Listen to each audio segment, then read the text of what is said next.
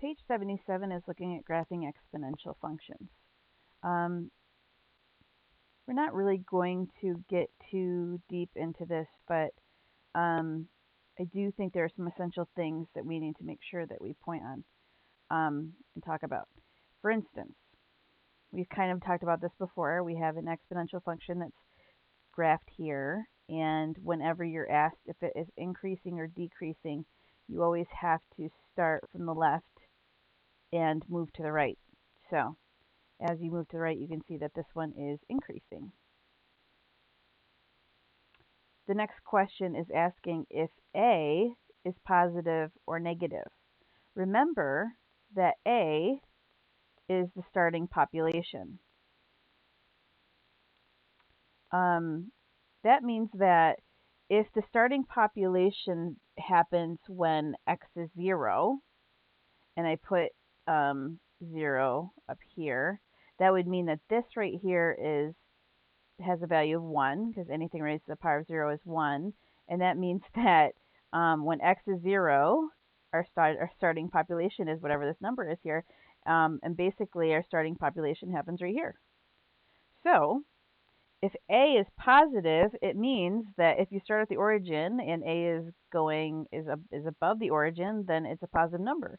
If you are at the origin and you have to reach down to get to A, then that would mean that A was negative.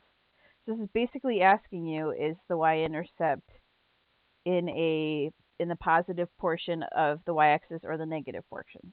So this is positive. They ask for the domain and the range. In this case, it looks like from left to right, it is negative infinity to positive infinity. It looks like it goes on and forever. For the range, you really have to kind of be careful with exponentials. Now, I made this graph myself, and the way that I did it, the end of this is probably not as accurate as I'd want it to be. It would look kind of like this. What would happen with my exponential as you approach negative infinity is it would keep approaching 0, but it would never quite get to 0. So we're going to say that the range of this starts at 0, and then it goes up, up, up, up, up, up, up forever, and that would be infinity, from 0 to infinity.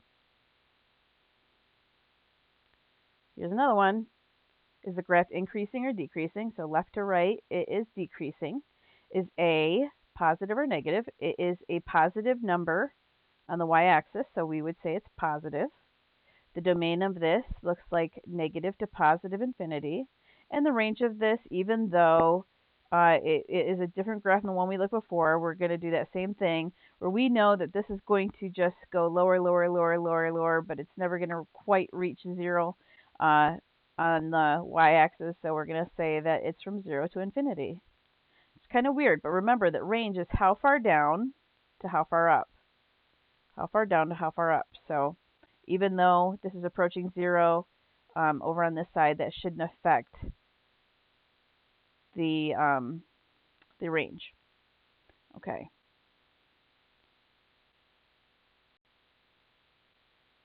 I want you to take a moment and I want you to do the next two questions. I want you to pause what you have going on there and come back and we'll go over these together. So you're going to pause it now.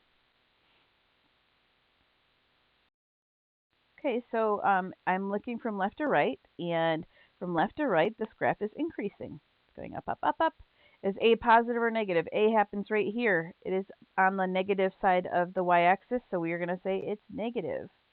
The domain of this, how far left to how far right? This looks like it's going from negative to positive infinity. Again, even though sometimes when you are moving in a direction subtly, it doesn't mean that it doesn't slowly approach infinity. And so I would assume that this is still, going in that direction to the left infinitely, and going to the right is a little bit more obvious. When we are talking about the range, how far down to how far up, it looks like we're going down and down and down forever. And this is approaching 0, so I'm going to say from negative infinity to 0. And I'm going to put a set of parentheses because I bet it never actually touches 0. It just slowly gets closer. The next one, the graph is decreasing. The a is positive, it's up here. The domain looks like negative to positive infinity. And the range also looks like negative to positive infinity. Um, yeah, I'm going to, again, try to fix that. Is it possible that it is leveled off here? And I'm going to go ahead and say yes, it is possible. I'm going to also say that if you were ever asked that question, it would not be ambiguous like this picture is, but let me just show you what it would look like if this was leveling off. So I'm going to actually draw the level off line here so you can kind of get an idea. Maybe this is approaching this. This maybe represents 5 on the y-axis. It gets closer and closer and closer to 5 and never crosses it. If that was the case, then we would say that the range went from negative infinity to 5. And then we will put parentheses. And that's possible. But it will be clear. If you had a problem like that, it would be very clear. Okay. So let's talk about finding exponential models, because this is going to be a little bit different from anything we've done before. It's really important that you pay attention to all the steps that I'm going to show you. What you're given here are 2 points and the knowledge that this is going to represent an exponential relationship. And you're going to need to take these 2 points and create the equation of the curve of best fit that would go through those 2 points.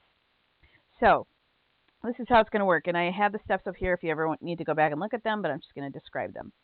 I'm going to say that if this is true,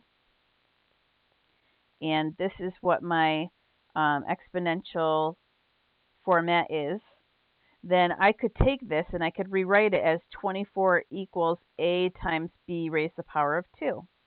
And I could take this and I would say 192 equals a times b raised to the power of 5. All I did was I took my original format and I plugged in my ordered pairs. I plugged in the y value for f of x and I plugged in the x value up here. Now what I'm going to do is I'm actually going to set these up like a quotient. And I'm going to put the one that has the higher exponent on top. So I'm going to put 192 equals a times b to the 5th over 24 a times b squared. And I'm going to cancel things out that I could cancel out if I was dividing things. For instance, these a's would cancel. And I know that b to the 5th divided by b second is going to be b cubed. I also know that 192 divided by 24 is 8.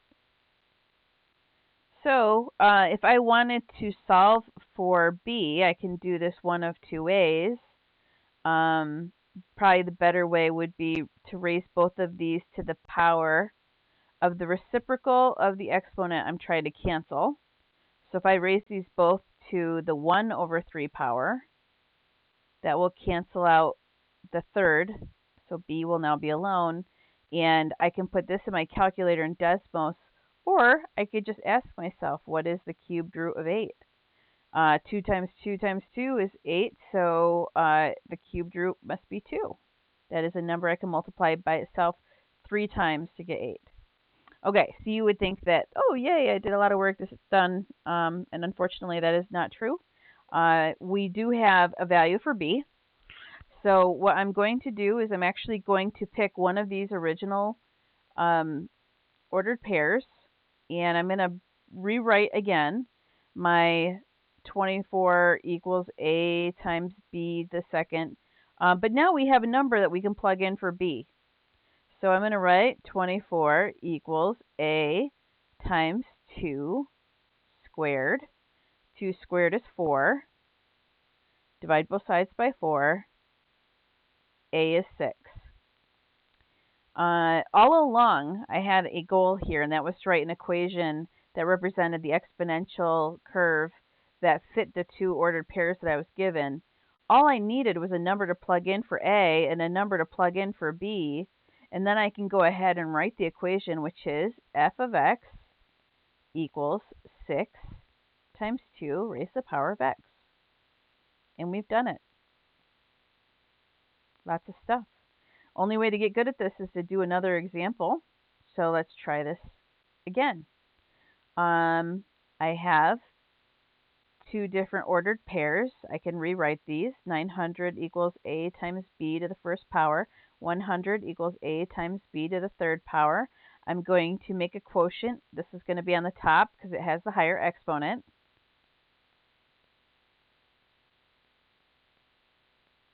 I cancel my a's. My b is squared after dividing. And then I also have this 100 over 900, which is actually 1/9. And I can solve this by raising both of these to the power of 1/2. And that will give me b equals 1/3. And you can always do this in the calculator. So it's not something you should necessarily have to be able to do in your head, but that's a thing. Okay, so we found the b value. Notice how quick that was. It wasn't as bad as it seemed like it would be. I'm going to go ahead and take one of my originals. This seems like a really good one. 900 equals a times 1/3 to the first power. And 900 equals 1/3 a. I'm going to multiply both sides by 3. So I can cancel this out. A equals 2,700. Is that a thing? Sure. F of x. I've got something to plug in for A. I got something to plug into B. Raise the power of x. There is my equation right here. Fun. If someone asked you what this meant, you would say starting population of 2,700, 1/3 must mean that this is decay, and that's how that would look. So pretty cool. Let's go to the next page. Okay. Write two equations using the points given. Yeah, I mean, we already did that. So I'm not really sure what this is all about. Let's go. Pretty sure we already did that. Okay, so the examples that we have down here are going to be examples that we are actually going to use with Desmos. Basically, we're given some information and we need to make a model of this data, which is basically when you have Desmos plot all these points and then they create a computer-generated curve of best fit. So when you're finding an equation for a model for this data, you're basically looking for the A and the B. So we're going to go to the computer and do that, and then we're going to come back and record our answers. Okay, so now we are looking at our notes, and we are going to use Desmos to find a exponential model of this information. What I did is I actually, if you go into Schoology and you go to the folder that says regression links and information, you can click on Desmos create an exponential model. So I click on that. It's going to bring me to Desmos. Actually, if I even click on this up here, it will open a new window and you don't have to be in the confines of Schoology.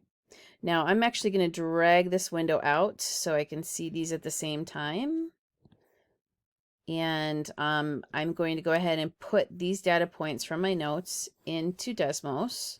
So 0, 25, 75, 125, 175. Those are the 5 points for x values. 3, 2.1, 0.9, 0.4, 0.2. Okay, and as I'm putting these points in, you're going to see that information is changing and things are growing and lots of things. This looks linear unless I zoom way out, and then you can see this is actually not linear, it's exponential. So you're looking for a model. According to this, it says that we're looking for the exponential model. Remember that the equation would be f of x equals a times b raised to the power of x. You found A, it is 3.02751.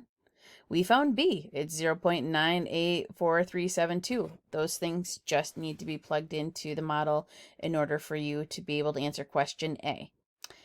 Question B says, estimate the percent of soil that is organic material after 100 years of overuse. Notice that that is X value, where they want us to tell them, if we plug in 100 for X, what is the output? And the output represents how much soil is organic material. So I'm going to actually click on this line and drag until I find that X value of 100.